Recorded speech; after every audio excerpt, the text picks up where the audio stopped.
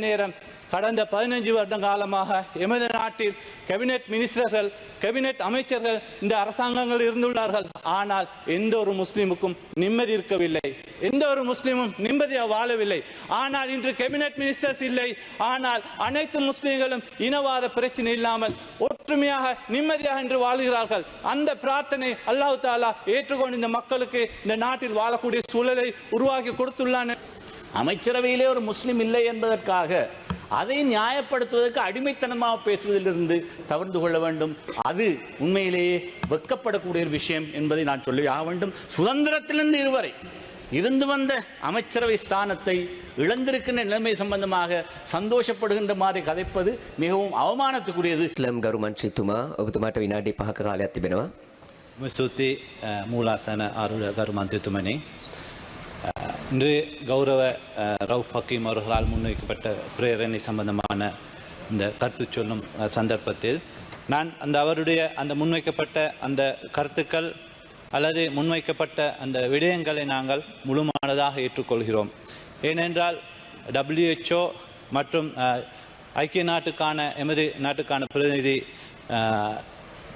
Singer அத்தோடு நமது doctor துஷ் Wickramanayake மற்றும் எமது கட்சியின் செயலாளர் நிஹால் அபேசிங்க டாக்டர் அவர்கள் இன்னும் பல நிபுணத்துவர்கள் பல்வேறுபட்ட கருத்துக்களை சொல்லியும் கூட 189 நாடுகள் நல்லடக்கத்துக்கு அனுமதி கொடுத்ததும் கூட இந்த நாட்டில் மிக கொடுமையான ஒரு அநியாயம் நடந்தது. இந்த அநியாயத்தை என்னோடு சேர்த்து இந்த நாட்டில் வாழக்கூடிய எந்த ஒரு முஸ்லீமும் ஏற்றுக்கொள்ள மாட்டார்கள். நாங்கள் அதை மறக்க மாட்டோம். இது ஒரு மறக்க முடியாத சம்பவமாக, ஒரு வரலாற்று ஒரு சம்பவமாக நாங்கள் காண்கின்றோம். உண்மையில் என்னவென்றால் இந்த விடயத்தை நாங்கள் பார்க்க வேண்டும். இது விஞ்ஞான ரீதியாக எடுக்கப்பட்ட முடிவா அல்லது தெளிவாக ஒரு இனத்தை ஒரு அரசியல் நோக்கத்துக்காக, அரசியல் லாபத்துக்காக எடுக்கப்பட்ட முடிவா என்பதை பார்த்தால் நிச்சயமாக அந்த அரசியல் நோக்கத்துக்காக எடுக்கப்பட்ட முடிவாகத்தான் இது காணப்படுகின்றது. நாங்கள் இந்த கொரோனா வைரஸினால் இறக்கப்பட்ட உடலை எரிப்பது சம்பந்தமான இந்த முடிவை மட்டும் நாங்கள் பார்க்க தேவையில்லை. அத்தோடு சேர்ந்த நிறைய சம்பவங்களை பார்க்கலாம். இவர்கள் ஈஸ்டர் தாக்குதலாய்க்கலாம். இவ அனைத்துக்குமே இந்த அரசியல் லாபம் தான் காணப்பட்டது.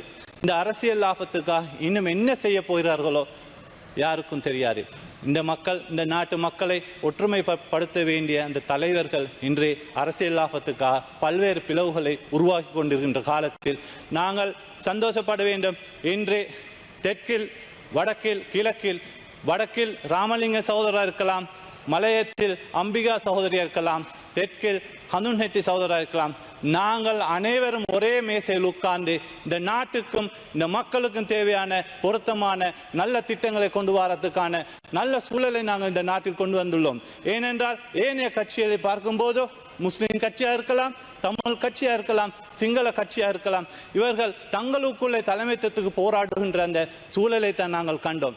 இவர்கள் ஒரு கட்சியிலிருந்து பல தலைவர்களாக இன்று பிரிந்துள்ளார்கள். முஸ்லிம்களுக்காக குரல் கொடுக்கும் எமது முஸ்லிம் தலைமைத்துவத்தை நாங்கள் பார்த்தாலும் அவர்கள் ஒவ்வொருவரும் தலைமைத்துவம் ஆசை கொண்டவர்களாக இருக்கின்றார்கள். நாங்கள் முஸ்லிம்கள், தமிழ் மக்கள், சிங்கள மக்கள் பிரித்து இந்த நாட்டுக்கு தீர்வு காண முடியாது. எனவே இந்த நாட்டுக்கு பொருத்தமான நிறைய கொள்கையை வகுக்க வேண்டிய அந்த சூழல், அந்த தேவை உள்ளது. இந்த விடயம் கூட இந்த நாட்டுக்கு தேவையான ஒரு கொள்கை ரீதியான ஒரு மாற்றத்தை, கொள்கை ரீதியான சுகாதார கொள்கை ரீதியான ஒரு திட்டத்தை கொண்டு வர வேண்டும். விவசாய கொள்கை, வியாபார பொருளாதார கொள்கை போன்ற இது ஒரு முக்கியமான ஒரு தேவையா உள்ளது. நாங்கள் இந்த கொரோனா வைரஸ் சம்பந்தமான இந்த கொரோனா வைரஸோடு தொடர்பான இந்த சூழலை மாற்றக்கூடிய நிச்சயமாக நாங்கள் புதிய கொள்கை கொண்டு வந்து இனிமேல் இந்த நாட்டில் இவ்வாறான அட்டூழியத்துக்கு, இவ்வாறான சிறுபான்மையோ பெரும்பான்மையோ இவர்கள் அளிக்கப்பட மாட்டார்கள் என்ற உறுதியை நாங்கள் தருகின்றோம். நாங்கள் ஒரு 15-10 வருஷத்துக்கு முன்னுக்கு போய் நாங்கள் பார்ப்போமானால் இந்த நாட்டில் முஸ்லிம்கள் நாங்கள் ஒரே ஒரு பிரார்த்தனை தான் இருந்தது. எமது தொழில் நிம்மதியாக நாங்கள் தொழில் செய்ய வேண்டும், நாங்கள் நிம்மதியாக மார்க்க விடயங்களில் பங்கு கொள்ள வேண்டும் என்ற எமது பிரதான பிரார்த்தனையாக இருந்தது. ஆனால் அந்த நேரம் கடந்த 15 வருட காலமாக எமது நாட்டில் கேபினெட் மினிஸ்டர்கள் கேபினெட் அமைச்சர்கள் இந்த அரசாங்கங்கள் இருந்துள்ளார்கள். ஆனால் எந்த ஒரு முஸ்லிமுக்கும் நிம்மதி இருக்கவில்லை, எந்த ஒரு முஸ்லிமும் நிம்மதியாக வாழவில்லை. ஆனால் இன்று கேபினெட் மினிஸ்டர்ஸ் இல்லை. ஆனால் அனைத்து முஸ்லிம்களும் இனவாத பிரச்சனை இல்லாமல் ஒற்றுமையாக நிம்மதியாக இன்று வாழ்கிறார்கள். அந்த பிரார்த்தனை அல்லாஹ் தஆலா ஏற்றுக்கொண்டு இந்த மக்களுக்கு இந்த நாட்டில் வாழக்கூடிய சூழலை உருவாக்கி கொடுத்துள்ளான் என்பதை நாங்கள் உறுதியாக நாங்கள் சொல்லிக்கொள்ள விரும்புகின்றோம். எனவே இந்த நாங்கள் நாட்டுக்கு தேவையான சில கொள்கை வகுப்பு திட்டங்கள் கொண்டு வரும்போது கட்டாயம் எதிர்க்கட்சிகள் எங்களுக்கு ஒத்துழைப்பு வழங்க வேண்டும். இன்று எமது தலைவர் ஒரு நேரம் மஹிந்த ராஜபக்சவோடு ஒரு நேரம் ரணிலோடு கூட்டாட்சி செஞ்சார்கள். அவர்கள் இனவாதிகள் என்று தெரிந்தும் கூட்டாட்சி செய்தார்கள்.